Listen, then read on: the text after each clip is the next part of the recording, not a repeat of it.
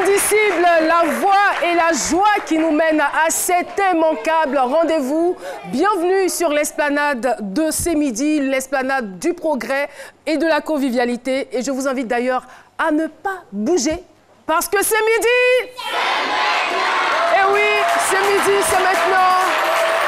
C'est avec un bonheur inexplicable que nous sommes aujourd'hui avec les enfants.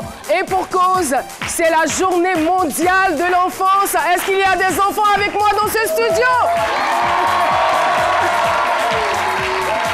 Eh bien, les enfants sont donc à l'honneur en ce jour du 20 novembre.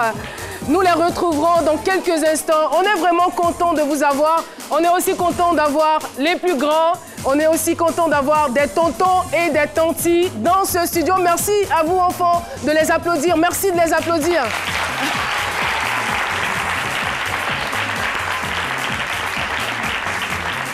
Et voilà, comme tous les mercredis, vous le savez, je suis bien entourée. La team du jour, elle est composée de...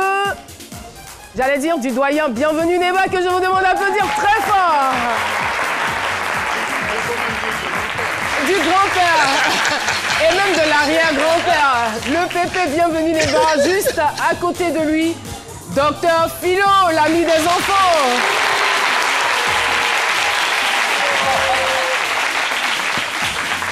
Et la tata Marie-Paul Adjé. Vous avez aussi le bonjour de Paulus Agathon. Paulus, bien installé dans sa base terrestre. Paulus, bonjour. Vous allez bien? Bonjour Caroline, je vais très bien, j'espère que vous également. Merci beaucoup les enfants. Et moi, je commencerai par dire qu'il est plus que temps pour nous d'intégrer dans notre mentalité, dans notre mode de fonctionnement, que l'État n'est pas la seule entité à travailler pour le développement du pays. En tant que citoyens, nous avons le devoir et la responsabilité de jouer notre partition. Et ce n'est pas Koniba qui dira le contraire, c'est notre invité témoin du jour. Merci de l'accueillir à cette tribune. Koniba Diaby, qui nous rejoint donc sur le plateau de ce midi.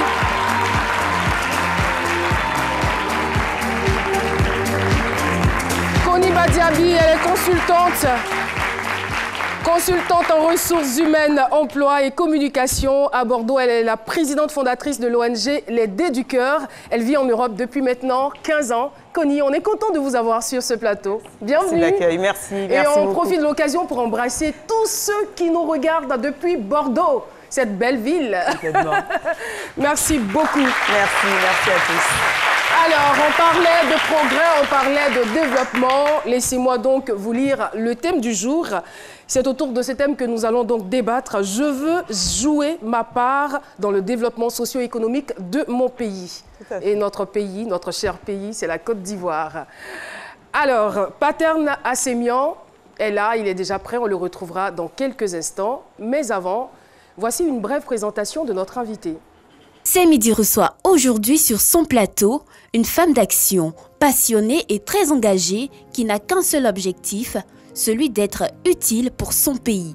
Âgée de 32 ans et mère de 3 enfants, Koniba Diomandé, épouse Diaby, est consultante RH&Com, fondatrice de l'ONG Les Dés du Cœur et promotrice de l'Afrique de l'excellence pour une diaspora plus efficace et plus engagée en France.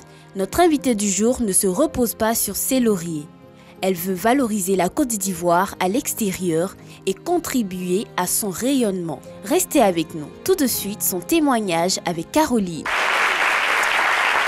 Et voilà, c'est avec un grand plaisir que nous écouterons le témoignage de Koniba. Mais avant, comme je l'annonçais déjà, nous retrouverons Paterne Assémian avec la question suivante. Comment contribuez-vous au développement de votre pays? Comment contribuez-vous au développement de votre pays? Paterne, salut.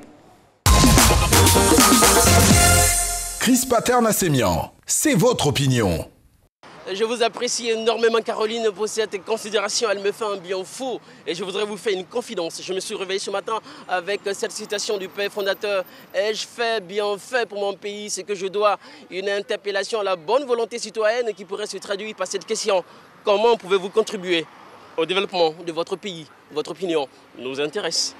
à travers les investissements, que je peux créer des entreprises et à travers cela contribuer au développement de mon pays. Chacun à son niveau peut contribuer au développement de son pays, pas forcément l'argent, c'est d'argent.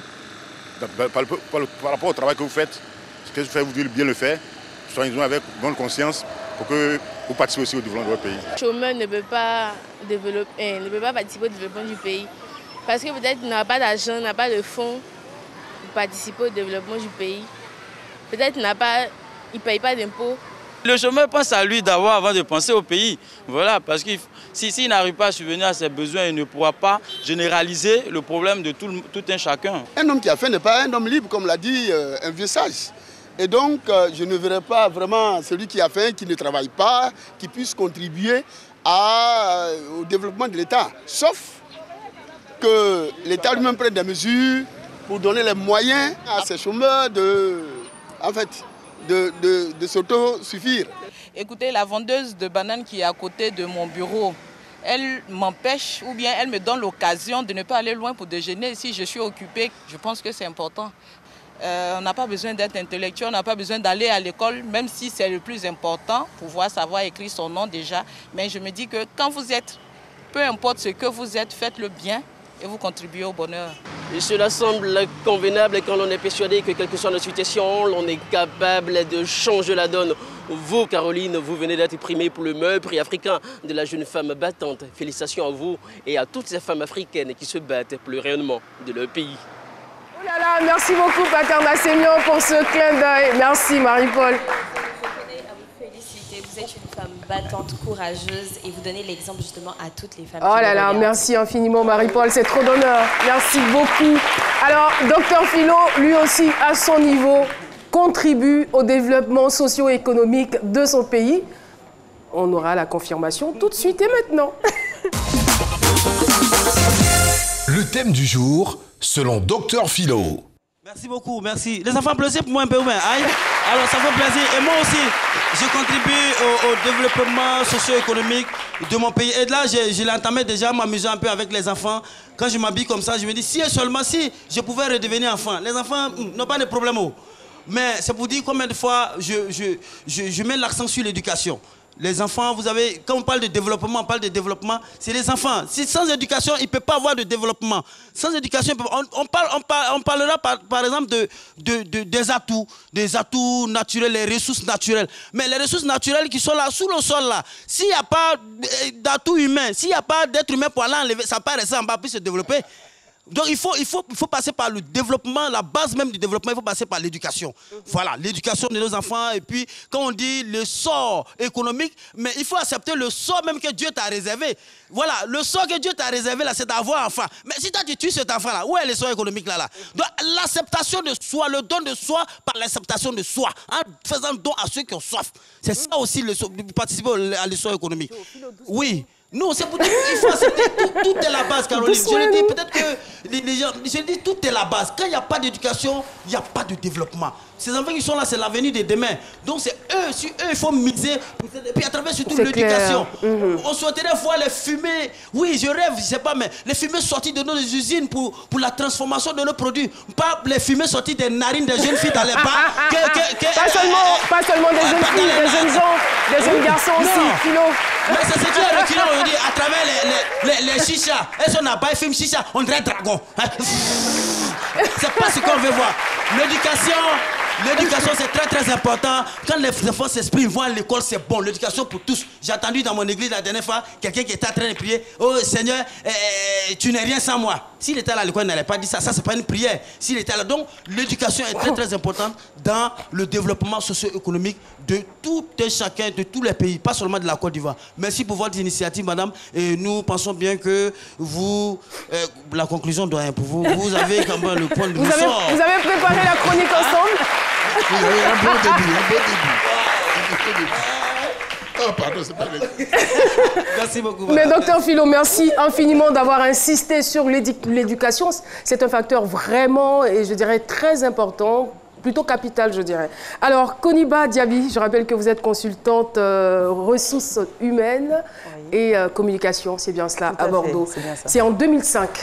C'est ça. En 2005, après avoir eu le bac, vous vous retrouvez à Bordeaux pour poursuivre, bien évidemment, vos études.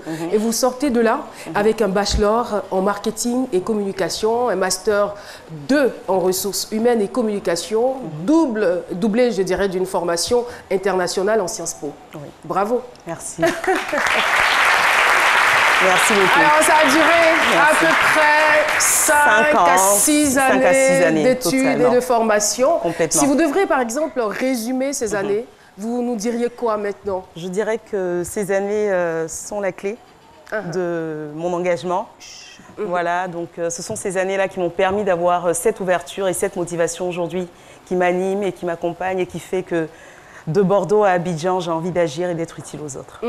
Mais justement, je veux dire, on part dans un pays qu'on ne connaît pas forcément pour des études. Ces années doivent être émaillées tout de même de difficultés. Complètement, complètement. Parce que quand on part d'ici, ce qu'il ne faut pas oublier, c'est que quel que soit le statut avec lequel on arrive, lorsqu'on part de chez soi, on est confronté aux mêmes difficultés. Parce qu'on est en aventure, on n'est pas chez nous. On n'a pas notre famille, on n'a pas nos amis, on n'a pas le socle sur lequel on a grandi. Et donc oui, on rencontre des difficultés. Moi, j'ai rencontré aussi des difficultés dans mon parcours. On aimerait bien... Mais oui, complètement, mais oui. On aimerait bien les connaître. Oui, oui, oui. Par exemple, une petite anecdote, lorsque j'étais étudiante, l'année où je passais justement mon diplôme du bachelor, je suis tombée enceinte lors de ma 3e année d'études. J'ai... À 6 mois de grossesse, passé justement mes examens. J'ai accouché en août aussi, donc ça s'est passé en 2008. Donc à 6 mois de grossesse, en juin 2008, je passais les examens. En août, j'ai accouché, mais en octobre, j'ai repris l'école. Donc, je n'ai pas repris l'école parce que c'était facile ou parce que papa était content. Il était ici et il n'était pas content du tout.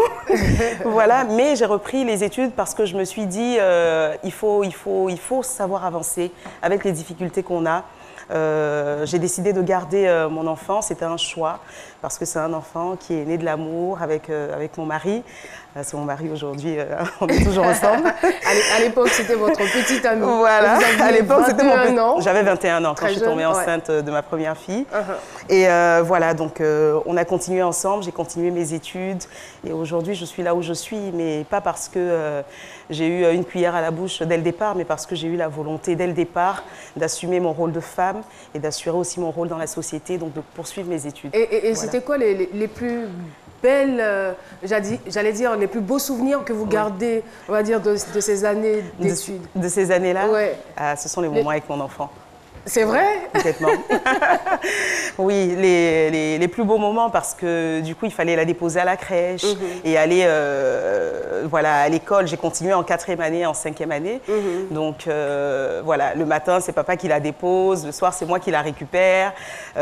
Donc je poursuivais mes études, j'avais mon objectif, mon diplôme en tête parce que effectivement, on disait tout à l'heure que j'écoutais Philo quand il parlait de l'éducation. L'éducation continue toute la vie. Ça commence à la base. Mais Nelson Mandela disait que l'éducation est l'arme la plus puissante pour changer le monde.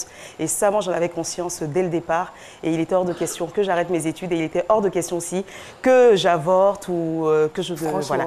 Donc, j'ai lié les deux et c'est un plaisir aujourd'hui. Et ça donne ce résultat. Et quand il s'est agi d'attaquer le monde de l'emploi, alors là, autre difficulté.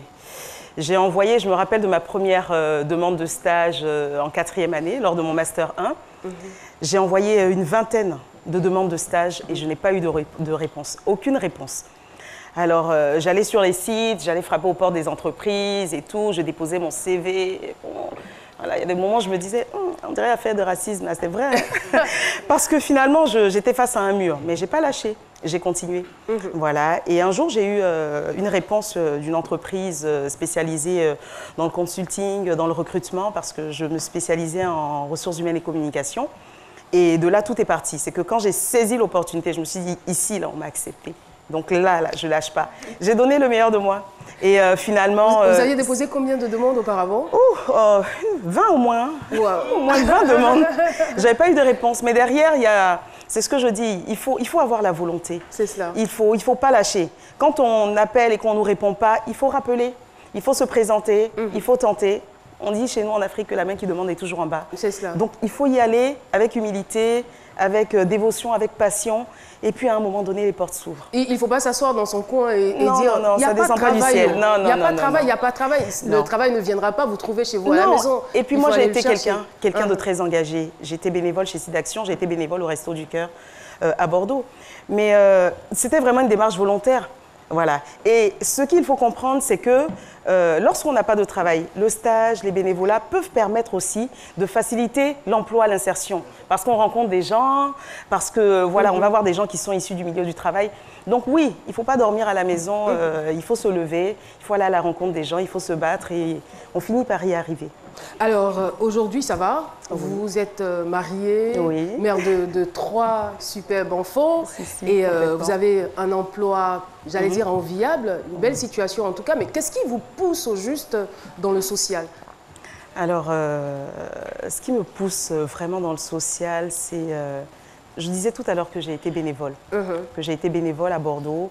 C'est-à-dire que je donnais de mon temps gratuitement aux personnes déjà en situation difficile, voilà, sur le territoire où je vivais. Voilà.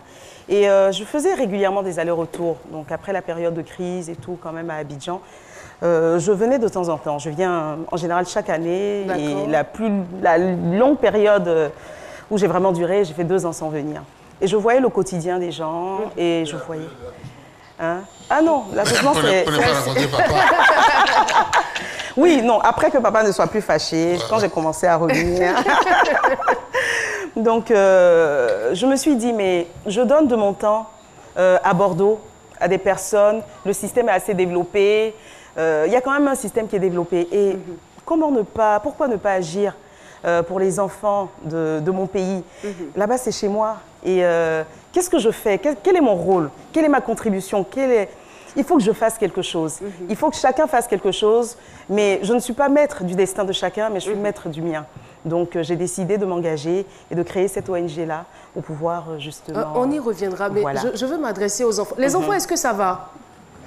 Vous allez bien?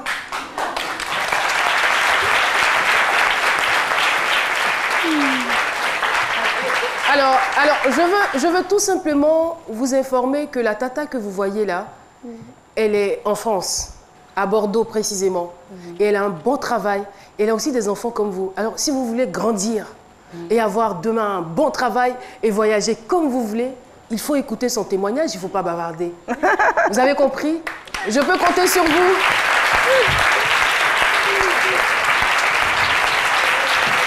Le message est passé. Alors justement, vous parliez d'aider du cœur, de votre ONG, votre façon à vous de contribuer au développement socio-économique de votre pays. Nous vous écoutons. Tout à fait. Donc on a créé en 2017, en mars 2017 à Bordeaux, cette ONG-là. L'ONG L'Aider du Cœur, voilà, qui a pour objectif de promouvoir des actions de solidarité et de développement dans les domaines de l'éducation, de la formation, de l'insertion professionnelle. Donc les cibles de l'ONG L'Aider du Cœur sont les enfants, les jeunes et les femmes. Voilà. Et quelles sont les actions concrètes que vous avez déjà posées pour qu'on puisse parler aujourd'hui de développement? Exactement. Donc, je disais tout à l'heure, j'insiste sur le développement, c'est le don vraiment au service du développement. Parce que je ne suis pas... Et l'éthique, les valeurs qu'on essaie de transmettre, c'est ça. Il ne faut pas rester dans une logique de don. Les associations qui font du don, c'est très important, c'est très utile. Mais il faut aussi des gens qui s'engagent pour le développement, par l'entrepreneuriat, par l'accompagnement, voilà, dans ces secteurs-là, notamment, que j'ai cités. Chacun en fonction des secteurs qui les intéressent. Donc, du coup, on a fait des actions dès 2017. Le 26 avril 2017, à l'école Ntanoan à Bobo, au quartier Oufoué-Boigny, nous avons fait une journée socio-éducative. C'est une action où on a distribué des livres offerts par la bibliothèque de Bordeaux. J'avais déjà déposé une demande là et on avait déjà commencé à créer du lien.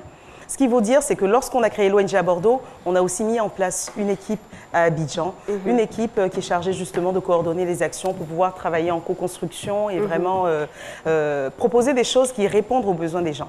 Donc lors de cette action-là à l'école Ntanoan, nous avons offert des livres, des vivres aussi.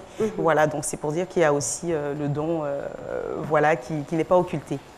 Et le 11 novembre 2017, nous avons organisé à l'hôtel Bellecote une soirée caritative avec Afou Keïta et Daisy Champion, paix à son âme, L'objectif de cette soirée caritative Mandingue et Zouglou était de lever des fonds par la fête, par la danse, c'est un autre dé. Voilà, par la danse, pour les enfants orphelins abandonnés infectés du VIH au nord de la Côte d'Ivoire. Donc nous avons levé des fonds lors de cette soirée-là que nous avons distribué à Korogo le 23 décembre 2017. On a ensuite, en 2018, organisé cette fois-ci à Bordeaux, parce que c'est la particularité de l'ONG d'agir à la fois à Bordeaux et à Abidjan, de sensibiliser sur les problématiques de solidarité internationale. Donc là, nous avons à Bordeaux, organisé le dîner caritatif. Vous avez abordé à Bordeaux. Abordé à Bordeaux. Un lapsus, mais qui n'est pas trop grave, tant mieux. Pas si voilà. mal. Donc à Bordeaux, nous avons organisé ce dîner caritatif-là pour lever des fonds, pour offrir la salle multimédia aux enfants de l'école Ntanou à Bobo. Ce qu'il y a, c'est que les jeunes là, ce sont des dynamiques, ce sont des Bordelais, on a des Ivoiriens, oui.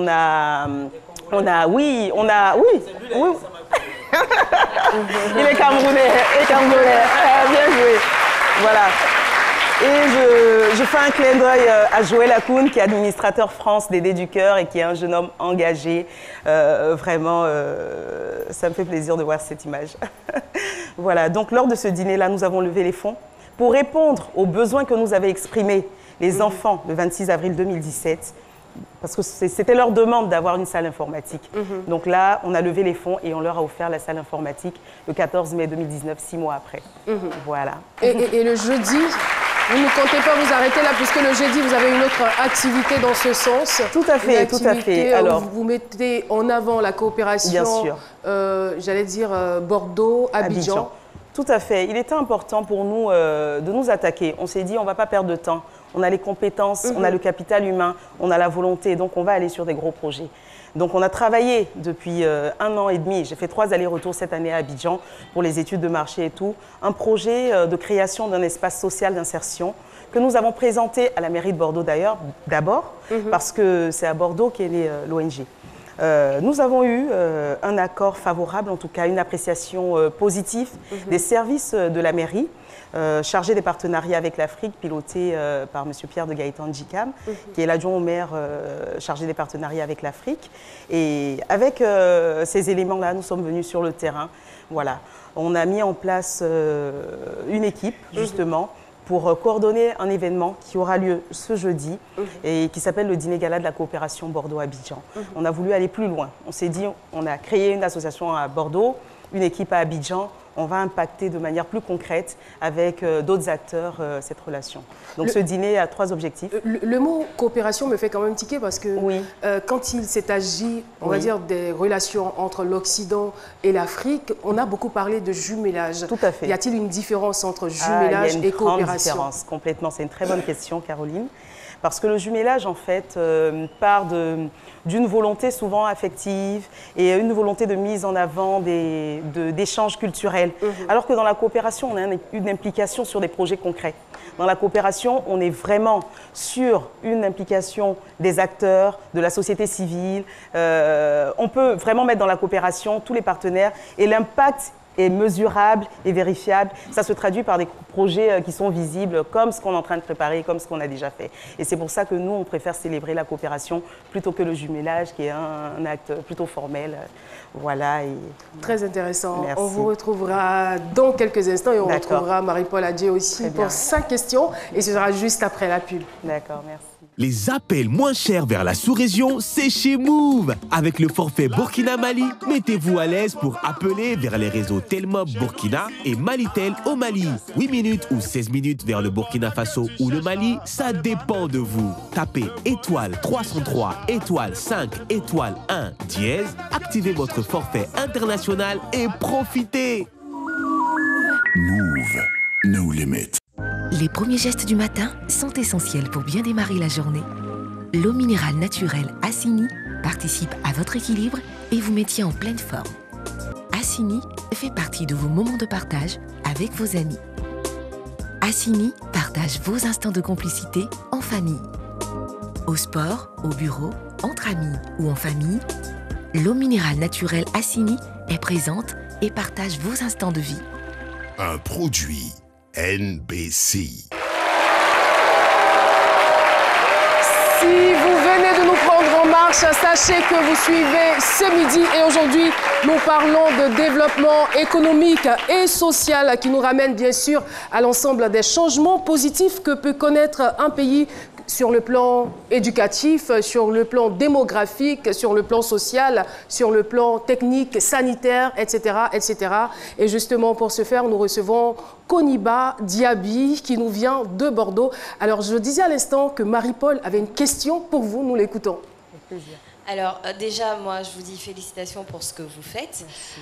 Votre ONG touche les enfants, les femmes et les jeunes. On a beaucoup parlé des enfants, de tout ce que vous faites, ou tout ce que vous avez fait pour les enfants. Mais qu'en est-il des jeunes et des femmes? D'accord. Très bien. On vient au cœur du sujet. Donc, effectivement, sur les 2 premières années, on a fait essentiellement des actions pour les enfants. Si je suis là aujourd'hui, c'est parce que nous organisons demain un dîner particulier. Le dîner gala de la coopération Bordeaux-Abidjan. Ce dîner a 3 objectifs. C'est de promouvoir l'Afrique de l'excellence et les talents de la diaspora, de renforcer les liens entre Abidjan et Bordeaux. Et le 3e, ça va répondre à votre question, le 3e objectif du dîner est de contribuer à la création d'un espace social d'insertion. Cet espace social d'insertion a pour objectif justement d'embaucher des jeunes, des femmes, de les accompagner à la formation. Et sur cet espace social d'insertion, c'est un projet qui a été travaillé justement pour permettre des activités génératrices de revenus et un accompagnement aussi à la formation et l'insertion. Donc c'est un projet exclusivement destiné aux femmes et aux jeunes et qui va permettre aussi à l'ONG de s'autofinancer et de faire nous-mêmes nos propres actions sociales à l'endroit des enfants. Très intéressant, très intéressant. Félicitations. Merci. Je profite parce que je suis accompagnée par des membres de l'ONG aujourd'hui qui m'accompagnent. C'est le comité d'organisation aussi de ce dîner-là. Ils sont avec moi et je les remercie de m'accompagner. Merci infiniment. Merci de votre présence. Et bien sûr, avec votre permission, nous faisons donc un tour dans la cabine de Paulus Agathon. Alors Caroline, sur la page Facebook, nous avons déjà beaucoup d'encouragement, beaucoup de félicitations à l'endroit de notre invité. C'est génial. On a également Audrey Bois qui souhaiterait savoir d'où proviennent les fonds. Est-ce que l'État l'aide dans cette tâche? Et toujours dans la même optique, comment ont été ses débuts en termes de financement? Comment elle s'y prenait pour financer ses différentes activités? Très bien, excellente question. J'aime cette question. Donc effectivement, tout est parti de fonds propres. La première action que nous avons faite à l'école Ntanoin est partie d'une publication sur Facebook. J'ai fait une publication sur Facebook lorsque j'ai créé l'ONG. Et c'est là où justement il y a un message de sensibilisation sur l'utilisation des réseaux sociaux. Parce que j'ai mis sur Facebook, nous avons créé l'ONG, nous avons une action socio-éducative qui est prévue le 26 avril 2017 à l'école Ntanoin à Bobo. J'invite tous mes amis, toutes les personnes en tout cas désireuses de participer à ce projet. Une bouteille d'huile. Nous, on avait la partie éducative avec les livres de la bibliothèque de Bordeaux qu'on avait envoyés. Mais j'ai fait une sensibilisation sur Facebook aux personnes que je connaissais ici. Voilà. Et je disais une bouteille d'huile, donnez-nous du riz, donnez-nous plein de choses pour les enfants et les familles de ce quartier-là. Voilà, parce qu'on va faire une action dans cette école et la directrice a recensé des enfants qui allaient à l'école avec une seule chaussure, la même chaussure toute l'année et c'était des claquettes, des tapettes, comme on dit ici. Donc, voilà. Et on a eu vraiment un élan de solidarité. On a eu des personnes, des amis, j'ai des amis avec qui j'ai fait l'école, j'ai approché mes tatas, mes tontons, enfin vraiment tout le monde. Et lors de cette action-là, on a pu récolter 1 tonne de riz, on a pu récolter, je crois on était à 150 bouteilles d'huile, on a récolté énormément de dons que nous avons distribués. Juste sur une campagne de communication d'1 mois. Wow. 1 mois. Et voilà, sur les réseaux sociaux, on a encore les preuves. Donc oui, c'est parti d'une volonté et des fonds propres uniquement. Je ne touche à ce jour aucune subvention de la mairie de Bordeaux. L'initiative de ce dîner, c'est un projet que j'ai travaillé, que je suis allée présenter. Je suis venue moi-même, je m'étais préparée. Je suis en congé parental en ce moment, parce que j'ai accouché il y a 1 an. Et je m'étais préparée, parce que ce qu'il faut dire, c'est que quand on se lance et qu'on veut faire des choses, il ne faut pas compter tout le temps sur l'État. C'est cela. Voilà, il faut nous-mêmes essayer de voir comment on peut être utile. Être utile, ce n'est pas forcément donner de l'argent. Ça peut être donner du temps. Ça peut être accompagner quelqu'un à améliorer son CV. Ça peut être juste une écoute. Donc voilà, sur les fonds, c'est vraiment parti de moi-même. Et à ce jour, j'ai un engagement lorsque j'ai présenté le projet de création d'un espace social d'insertion du ministère de la promotion de la jeunesse et de l'emploi des jeunes, j'ai un engagement à accompagner le projet, mais je n'ai rien reçu ni de l'État de Côte d'Ivoire, ni de l'État français. Merci beaucoup, oui, Philo, allez-y. Peut-être que c'est par humilité que vous ne voulez pas le dire, sinon je sais que les amis sont derrière, ils viennent d'Abobo, hein, donc ils vous écoutent en ce moment. Oui. Alors, à aucun moment dans votre intervention, on a entendu quelque part où on a mangé banane, on faisait des jeux à manger. Quelque part, quand même, on ne peut pas prendre ce genre d'initiative sans quand même avoir un peu... C'est-à-dire, aidez-moi... Vivre une certaine galère, c'est ça? Voilà, on a l'impression qu'il est né avec un mauvais cuillère en or à la bouche, mais c'est pas en or, mais un peu en bronze. Voilà, voilà, dites-le quand même. Non. Philo, il y a des milliardaires qui ne s'engagent pas pour les autres. C'est clair. Il y a beaucoup de gens qui ont les moyens, qui ne s'engagent pas pour les autres. Mais je travaille, c'est pas parce que papa me donne ou maman me donne, je travaille depuis que j'ai 18 ans. J'ai travaillé dans les champs, là, tu vois, les vendanges, on appelle ça les vendanges. Ici à Abidjan, je n'ai jamais travaillé au champ. Mais à Bordeaux, là, oui, les champs où on découpe les raisins pour faire le vin. J'ai travaillé pendant mes années étudiantes chaque année. Je travaillais pour survivre. Mon papa m'a appuyé, il m'a accompagné sur les études. Mais pour vivre là-bas, quand on est étudiant, et les étudiants de la diaspora qui vont m'écouter aujourd'hui savent de quoi je parle, on est obligé de travailler. Moi-même, mon petit frère travaillait au McDo aussi là-bas. Donc moi-même, j'ai travaillé en tant que vendeuse à côté pour pouvoir... Donc non, ce n'est pas parce qu'on a beaucoup d'argent qu'on s'engage. On s'engage parce qu'on a la volonté, parce qu'on a compris que c'est ensemble qu'on va y arriver, parce qu'on a compris que les institutions seules ne peuvent pas tout faire, et que nous-mêmes, on doit être source d'influence sur les institutions. Nous-mêmes, oui, nos institutions. Là, je sens que vous êtes inspirés, là. Malheureusement, nous sommes au terme de notre entretien. La parole est donc donnée maintenant au doyen. C'est la minute dite du doyen. Bienvenue, Neba. Bienvenue, Neba. C'est la minute du doyen.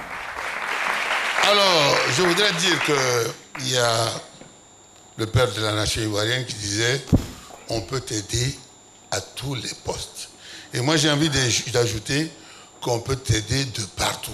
Où qu'on soit, où qu'on habite, on peut aider. On peut aider. Et vous avez dit pendant la discussion, vous avez dit une phrase qui m'est restée, vous avez dit que vous vous battez pour réaliser vos rêves et atteindre vos objectifs. C'est bien ça, c'est ce que vous faites. Et je voudrais vous dire bravo parce que quand j'écoute ce que vous avez déjà réalisé en 2-3 ans, je dis c'est un beau début. Et c'est le lieu d'inviter tous les Ivoiriens, où qu'ils se trouvent, quoi qu'ils fassent, de chercher à aider. Et chercher à aider, vous avez dit, il faut simplement vouloir donner un peu de son temps, vouloir donner un peu de son gain. Parce que pour vous déplacer, vous payez pour aller. Il faut vouloir aider, penser aux autres et on réussit. Ça, c'est l'appel que j'ai envie de lancer. Merci, Caroline. Merci infiniment, doyen, pour votre contribution à ce sujet. Merci beaucoup, Koniba. Merci à toute l'équipe de m'avoir reçu. Ce fut vraiment un plaisir. Plaisir partagé. Merci bonne chance pour la suite. Merci bonne chance infiniment. Pour votre soirée, votre dîner gala. Merci. En tout cas, on a été très heureux d'échanger avec vous. Merci et on se dira à très bientôt. À très bientôt. Merci beaucoup.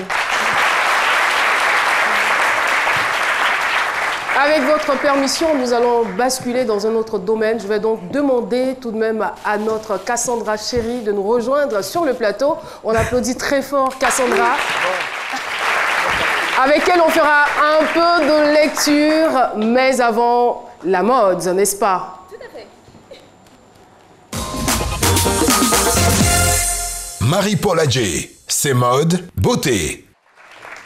Merci infiniment. Alors, je voudrais commencer en disant tout simplement que c'est à travers nous que les valeurs se pérennisent. Tant que nous passerons l'histoire, tant que nous passerons l'héritage plutôt, notre histoire ne s'arrêtera pas. L'Afrique est belle, l'Afrique est riche. Sans plus tarder, débutons avec une information. C'est la première édition du Carnaval de Dakar. Ce carnaval se tiendra donc au Sénégal et ce sera du vendredi 22 au dimanche 24 novembre. Donc le vendredi 22, déjà, vous aurez à la place Obélix, donc le début du carnaval. Ensuite, on aura le samedi 23, ce sera du côté du boulevard Général. Et on terminera donc le dimanche 24. Donc c'est un grand tchépoudjen qui se tiendra au monument de la Renaissance ivoirienne. Pour évoluer, aujourd'hui, j'ai décidé de parler des koris, comme vous pouvez le voir ici. J'ai préparé donc un élément. On a avec nous aujourd'hui une jeune fille qui est pétrie de talent, qui a fait des koris sa force. Comment? On le saura tout à l'heure. Mais avant, on regarde cet élément. Les koris. Pour la petite histoire, ce petit coquillage appelé kori ou cypraea est issu de la famille des porcelaines. Amoureux des eaux chaudes, nous le retrouvons plus particulièrement dans l'océan Pacifique et l'océan Indien. Jadis, il était l'une des devises les plus répandues au monde. En Afrique de l'Ouest, l'humble coquillage s'est enfilé dans la fibre culturelle et a pris un aspect symbolique et un rituel plus profond qui n'a jamais complètement perdu sa valeur. Ces beaux coquillages blancs, avec leur magnifique forme élégante, sont considérés comme symboles de fertilité, porte-bonheur, outils de divination, monnaie d'échange ou tout simplement comme accessoires de beauté. Parlons-en donc avec la reine des koris, la Falaise Dion. Elle est avec nous sur le plateau de ce midi, la Falaise Dion. La Falaise Dion qui a donc fait un masque pour Beyoncé, pour le Roi Lion. On va l'ovationner quand même. La Falaise Dion, bonjour. Alors, comment ça s'est passé rapidement? Tout à fait. Par son équipe sur Instagram, sa styliste qui avait vu mon travail depuis longtemps m'a emmené plusieurs messages et elle m'a dit qu'elle avait un projet avec Beyoncé et qu'elle voulait travailler avec moi parce que toute la ligne éditoriale, la direction artistique, il y avait les koris et tout et elle avait pensé à moi.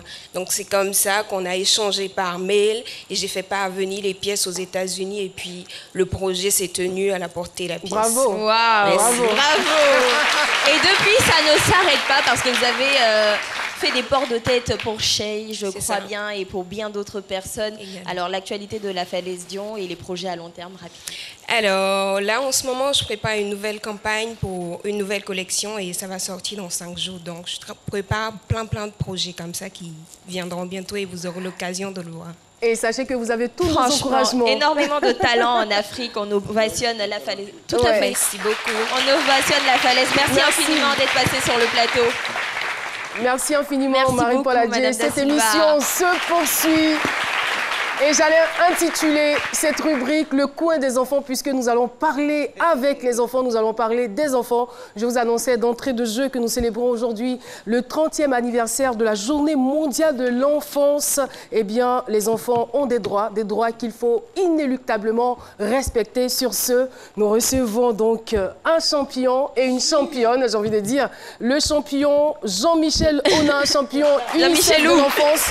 Et bien sûr, Crémé Prunel, âgée de 9 ans. Elle est en classe de CM1. Oh là là, laisse-moi te faire un gros bisou, ma grande. Est-ce qu'elle peut avoir un micro, la championne? Bonjour. Bonjour les amis. Comment allez-vous? Je vais bien. Non, c'est le stress. Non, on se calme. Elle a tout de suite rectifié. Ça arrive, hein? Ça arrive. Vous allez très bien. Alors, aujourd'hui, c'est votre journée. Qu'est-ce que vous avez fait? C'est la journée des droits de l'enfant. Vous avez fait quoi de cette journée? Je me suis amusée. Ah, d'accord. Et ensuite, vous êtes venu sur le plateau de ce midi? Oui. Mais pourquoi il faut respecter les droits de l'enfant? Parce qu'il est important de respecter les droits de l'enfant. Ah d'accord. Est-ce que vous connaissez... Justement, c'est important parce qu'aujourd'hui, on voit des grands qui agressent les enfants. C'est pas du tout bien, il faut proscrire cela. Alors, vous connaissez quelques droits de l'enfant? Oui. C'est vrai? Allez-y, citez-moi quelques-uns.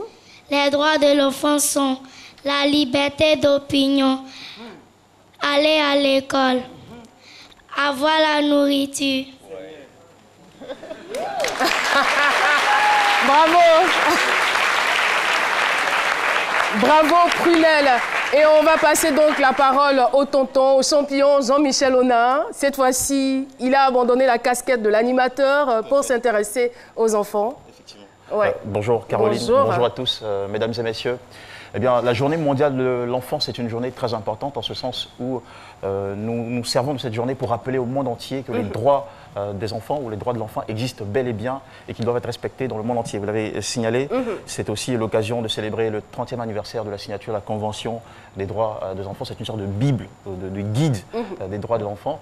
Et c'est aussi une journée au cours de laquelle nous donnons la parole aux enfants, parce que toutes les décisions qui sont prises par nous impactent, influencent les enfants. Il faut donc les écouter, écouter leur avis, leurs sentiments, afin d'intégrer tout cela dans le mécanisme de prise de décision dans lequel nous sommes engagés. C'est important. Et qu'est-ce qui est prévu comme activité ici en Côte d'Ivoire? Alors déjà depuis ce matin, Prunel, comme bien d'autres enfants ivoiriens, ont participé à ce qu'on appelle un take-over. C'est-à-dire qu'ils sont allés dans des bureaux du ministre de la Défense, le ministre de la Famille, de la Femme et de l'Enfant, le ministre des Eaux et Forêts. Mais j'étais aussi à Fréquence 2, à Radio Côte d'Ivoire, dans plusieurs bureaux et administrations, dans tous les secteurs, santé, sport et autres, où ils ont pris le relais de tous ces décideurs pour montrer que la voix de l'enfant compte, que les enfants ont des droits et surtout pour montrer, surtout pour dire comment ils ressentent les choses, eux, en tant qu'enfants, afin que nous puissions ensemble réussir cette lutte de promotion des droits et du respect de la dignité humaine. C'est génial, c'est génial. En tout cas, bravo pour ces différentes initiatives. Prunel, bravo. Qu'est-ce que Prunel veut faire plus tard, quand vous serez grande? Qu'est-ce que vous voulez faire? Je veux devenir chef cabinet. De quel ministère? Ministère de la Défense. C'est encore la preuve qu'elle a été marquée par ce ministère, par son passage dans ce ministère. En tout cas, merci infiniment et à on en vous profite deux pour remercier en tout cas passés. tous les ministres qui ont reçu ces enfants aujourd'hui et également tous les chefs d'entreprise qui ont accepté de leur donner la parole, de leur donner un temps d'écoute. Les enfants en ont vraiment besoin. Jean-Michel, merci. Vous savez comment ça fonctionne, n'est-ce pas? Allez, on applaudit très fort. Merci de nous applaudir. Et nous poursuivons cette émission. La dernière chronique est consacrée à la lecture et c'est Cassandra. Cassandra Assamoah, ses livres au choix. On va partir avec le Qui dit doc des pourquoi aux éditions Nathan. Alors, vous savez, les enfants, ils aiment poser beaucoup de questions. Pourquoi on fait pas ça? Pourquoi on pleure? Pourquoi on vole? Moi, je suis fatiguée. Donc, j'ai trouvé un petit livre pour les enfants. De façon ludique, vous pouvez apprendre à vos enfants pourquoi les secrets de la ville, pourquoi on attrape la main pour traverser, pourquoi on ne dit pas des gros mots, pourquoi on se lave les mains pour passer à table. Toutes ces choses-là, vous pouvez les retrouver dans ce livre-là aux éditions Nathan sur commande et aussi dans toutes les librairies de la place. Sans plus tarder, on part avec le deuxième livre de Daniel Seka, Une vie morte. Alors, dans ce livre-là, Daniel Seka parle de l'histoire de Angèle qui a perdu sa maman et qui a grandi avec son père irresponsable. Mais en fait, Angèle est l'imagine de ce monde où les difficultés psychologiques nous envahissent et nous font des fois perdre pied. On avance avec des malheurs, avec des difficultés, avec un manque de confiance en nous et ça nous détruit. Mais est-ce qu'il y a une solution ? Alors on le saura peut-être en ayant Madame Seka sur le plateau de ce midi, pourquoi pas, pour nous expliquer pourquoi une vie morte. Voilà, Madame Da Silva, c'était tout pour aujourd'hui. Merci infiniment, merci beaucoup Cassandra Assamoah. Et l'émission est terminée. Moi, je suis obligée, voilà, d'avancer vers les enfants. Les enfants, on se lève, l'émission est terminée. Merci donc d'avoir été avec nous. Merci aux fans. Est-ce que le fan club ce midi est là aujourd'hui? Ah d'accord. Le fan club ce midi et les enfants de Côte d'Ivoire avec nous dans ce studio.